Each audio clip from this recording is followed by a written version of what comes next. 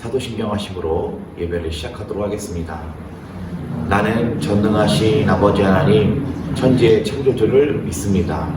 나는 그의 유일하신 아들 우리 주 예수 그리스도를 믿습니다. 그는 성령으로 잉태되어 동정녀 마리아에게서 나시고 본디오 빌라도에게 고난을 받아 십자가에 못 박혀 죽으시고 장사된 지 사흘 만에 죽은 자 가운데서 다시 살아나셨으며 하늘에 오르시어 전능하신 아버지 하나님 우편에 앉아 계시다가 거기로부터 살아있는 자와 죽은 자를 심판하러 오십니다. 나는 성령을 믿으며 거룩한 공교회와 성도의 교제와 죄를 용서받는 것과 몸의 부활과 영생을 믿습니다. 아멘. 찬송가 412장 내 영혼의 그 깊은 데서 함께 찬송하도록 하겠습니다.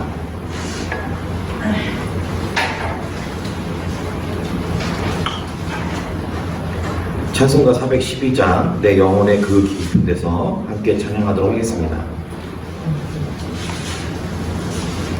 내 영혼의 그 깊은 데서 맑은 가락이 울려나네.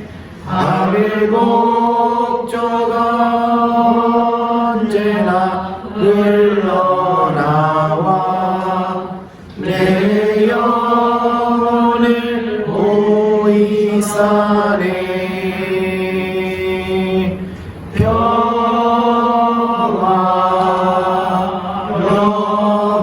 평화로다 하늘 위에서 내려오네.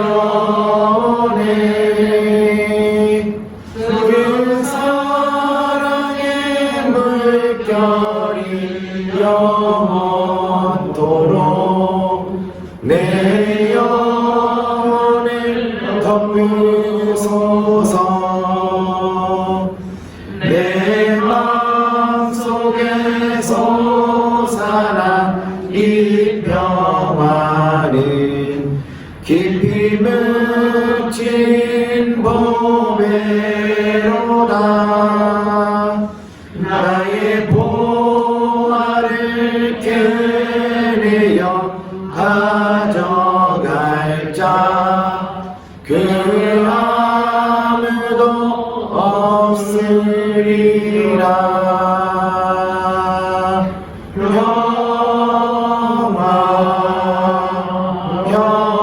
평화로다 하늘 위에서 내려오네. 그 사랑의 물결이 영원토록 내 영혼을 덮으소서. 내 영혼의 평화가 넘쳐나는 주의 큰 복을 받음이라. 내가 주야로 주님과 함께 있어 내 영혼이 편히 쉬네.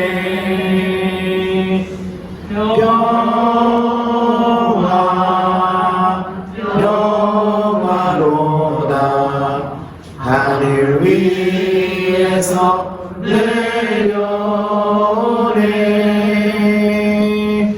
그 사랑의 물결이 영원토록 내 영혼을 덮으소서. 이 땅 위에 험한 길 가는 동안 참된 평화가 어디 있나. 우리 모두 다 예수를 친구 삼아 참 평화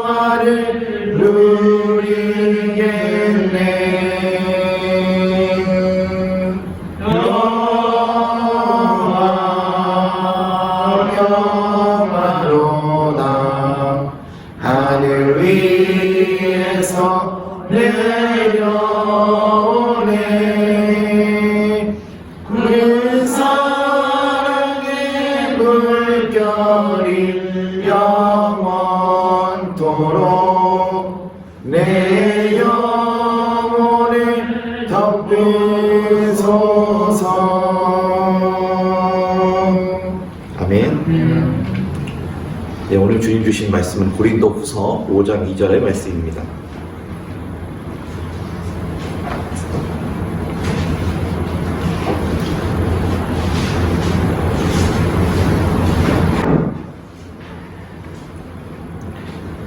고린도후서 5장 2절의 말씀, 한 절 말씀을 함께 합독하도록 하겠습니다.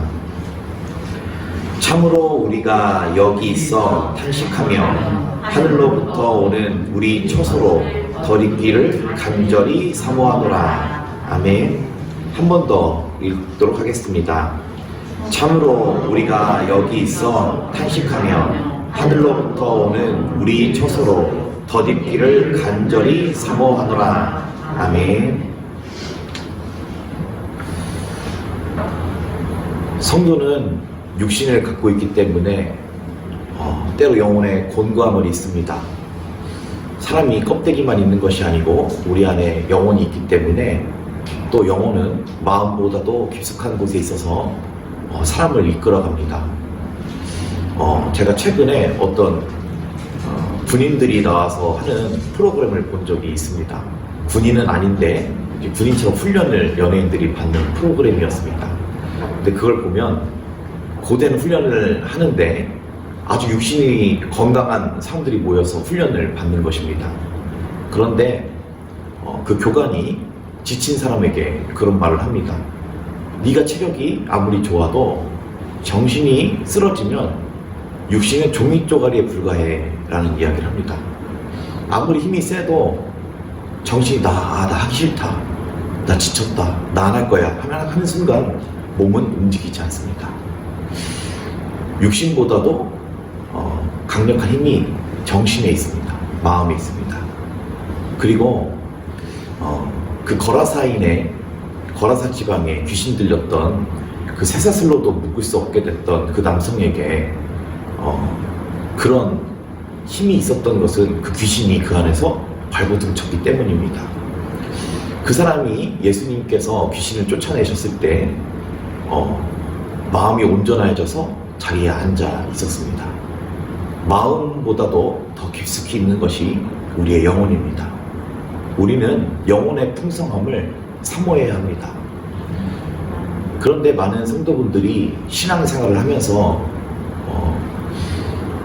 이것의 중요성을 잘 모르고 살 때가 많습니다. 이제 규칙적으로 예배를 드리고 또 기도도 습관적으로 하지만 가만히 보면 기도할 때에 주님을 구하는 것이 아니라 혹은 이 땅에 어떤 것, 소원하는 것, 그것을 위해서 기도할 때가 많고, 또한 기도할 때에 다른 잡일이 생각이 나가지고 그것에 붙들려가지고 내 정신이 딴 데 팔려있을 때가 있습니다. 오늘 말씀은 영혼의 부요함에 대해서 이야기하고자 합니다.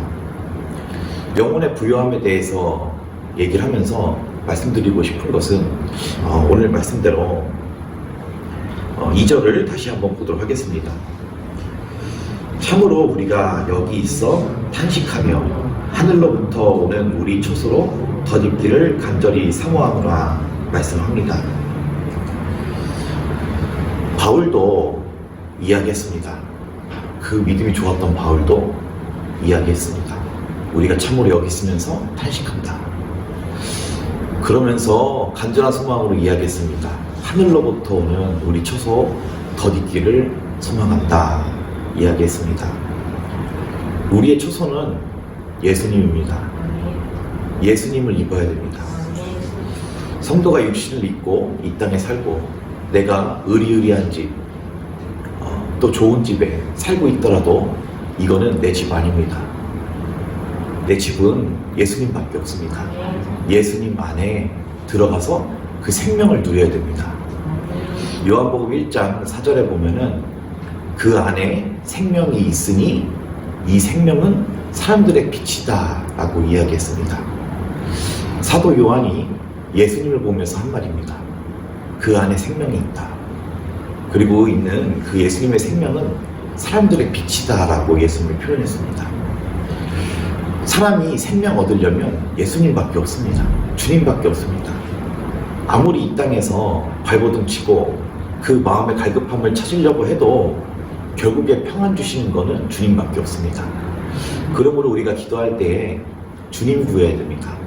다른 것에 묶여 있으면 그 어떤 것도 우상되는 겁니다. 작정 기도를 한다든지 뭘 위해서 기도할 수 있지만 먼저는 주님을 구하고 그 다음에 나머지 것을 구해야 됩니다. 먼저 그의 나라를 구해야 됩니다. 지금 내 영혼이 이렇게 불안한데 내가 무엇인가가 이루어진다고 해서 그 불안감은 떠나지 않습니다. 일단은 내 영혼이 풍성함을 먼저 누리고 그 안정된 상태에서 다른 것도 감사한 마음으로 구해야 됩니다. 그런데 기도할 때 이것을 많이 놓칩니다. 기도하다 보면은 내가 걱정되는 것이 있어서 그것에 매여가지고 계속 그것만 기도하고 있고 일어나도 마음이 깨끗하지가 않습니다. 찜찜합니다. 먼저 해결해야 할 것은 주님이 나를 다스려 주시길, 내 영혼이 풍성하여지기를 구하여야 합니다. 열왕기상 19장에 보면은 호렙산에 엘리야가 나옵니다. 엘리야는 하나님의 말씀에 이끌려 다니던 인물이었습니다. 그가 한 아주 큰 업적이 무엇이었습니까? 그것은 갈멜산에서의 400명의 바알 선지자와 목숨을 걸고 한 대결에서 승리한 것입니다. 너네 신이 진짜 하나님이신지 내가 섬기는 하나님이 진짜 하나님이신지 나와 대결하자. 번제단에 피워놓고 하늘에서 불이 내리는 그 신이 참 하나님이시다 얘기하고 전쟁을 치르지 않았습니까? 승리한 엘리야가 그 승리로 말미암아 영혼이 더 부유해진 것이 아닙니다. 그것은 사역일 뿐입니다. 엘리야의 힘도 아니고 하나님의 능력이었습니다. 하나님의 힘을 덧입어서 그 영적 전쟁에서 승리한 것입니다. 풍성한 생명은 이런 사역의 승리에서 오는 것이 아닙니다. 주님과의 교제에서 누리는 것입니다. 엘리야가 그 아무리 큰 승리를 이루었더라도 그 이세벨의 한 말에 그냥 무너져가지고 내가 네 죽이지 아니하면 가만두지 않겠다 하는 그 말에 무서워가지고 광야로 도망가고 로뎀 나무 아래에 들어가서 하나님 나 좀 죽여주세요. 하나님 나 살기 힘듭니다. 나 죽여주세요 하는 게 사람입니다. 아무리 큰 선지자 엘리야라고 해도 인간이었기 때문에 그런 괴로움을 보였습니다. 참으로 우리가 이 땅에 있어서 탄식합니다. 이런 엘리야가 회복을 얻을 수 있었던 것은 음식물의 힘을 의지해서 호렙산에 나아갔고 음식물의 힘으로 이긴 것이 아니었습니다. 호렙산의 한 동굴에 들어가 거기서 하나님의 말씀을 기다렸습니다. 엘리야가 동굴에 들어가 하나님의 말씀을 기다렸습니다. 그런데 하나님께서 바람 가운데도 계시지 아니하고 지진 가운데도 계시지 아니하고 불 가운데도 계시지 아니하다 말씀하셨습니다. 그 후에 세밀한 음성이 있었다고 성경은 기록하고 있습니다. 세밀한 음성 후에 엘리야는 그 동굴 밖에 나옵니다. 엘리야가 찾던 것은 그것입니다. 세밀한 음성. 세밀한 음성이 있을 때에 엘리야가 나와서 하나님 앞에 얼굴을 가리고 하나님 앞에 섭니다. 두려우신 하나님 앞에 섭니다. 마태복음 6장에 보면은 너희는 골방에 들어가 은밀한 중에 계신 너희 하나님께 기도해라 라고 이야기하고 있습니다. 기도의 목적은 은밀한 중에 계신 하나님의 얼굴을 뵙는 것입니다. 우리가 참으로 여기 있어 탄식하며 하늘로부터 오기를 바라는 그 처소 예수님을 덧입기를 원한다면 우리는 골방에 들어가야 됩니다. 은밀한 중에 계시는 주님을 찾아야 됩니다. 예수님은 자신을 새벽별에 비유하셨습니다. 새벽별은 새벽에만 보입니다. 낮에는 보이지 않습니다. 낮에 왜 보이지 않습니까? 빛이 밝기 때문입니다. 태양도 밝고 이 세상에 있는 많은 불빛이 강하기 때문입니다. 기도할 때에 골방에 들어가서 은밀한 중에 계신 하나님을 뵈라고 주님은 말씀하셨습니다. 주님은 분주할 때 보이시는 분이 아닙니다. 내 정신이 산란할 때 보이시는 분이 아닙니다. 조용한 곳, 내 모든 삶을 하루를 마무리하면서 조용한 골방에 있어야 됩니다. 혹은 책상이든지 혹은 나의 방석 하나라든지 고요한 그 시간이 있어야 됩니다. 그런 은밀한 중에 계시는 주님께 나아가서 영혼의 풍성함을 비셔야 합니다. 내 말씀을 정리하도록 하겠습니다. 고린도후서 5장 2절에는 우리가 여기에 있어 참으로 탄식하며 하늘로부터 오는 우리 처소를 덧입기를 간절히 사모하노라. 바울도 그리 이야기하였습니다. 엘리야도 또한 넘어졌을 때에 주님의 말씀 들리기를 간절히 소망했습니다. 호렙산의 그 동굴에 들어갔던 엘리야, 그리고 주님께서도 말씀하시기를 골방에 들어가서 은밀한 중에 계시는 내 하나님을 뵈라라고 말씀하셨습니다. 우리의 영혼의 풍성함을 구하는 하루 되시기를 바랍니다. 함께 기도하도록 하겠습니다. 주님, 기도합니다. 우리가 너무도 분주합니다. 우리의 생각이 너무도 이 땅의 어떠한 문제와 주님, 세상의 많은 근심 걱정들이 우리의 생각을 이끌고 갑니다. 주님, 이것을 끊어주시옵소서. 주님을 구합니다. 하늘로부터 오시는 우리 처소, 하늘로부터 오시는 새 예루살렘, 주님이 주실 것입니다. 주님을 의지합니다. 오늘 우리가 여기서 탄식하며 하늘로부터 오는 새 생명이 있기를 원합니다. 주님을 구합니다. 호렙산에 들어가, 동굴에 들어가 말씀을 구하는 엘리야의 심령처럼 골방에 들어가서 은밀한 중에 보시는 새벽별 되시는 주님을 바라보기를 원합니다. 내 모든 분주한 것을 내려놓고 주님을 구합니다. 주님 함께하여 주시옵소서. 예수님 이름으로 감사하며 기도합니다. 아멘.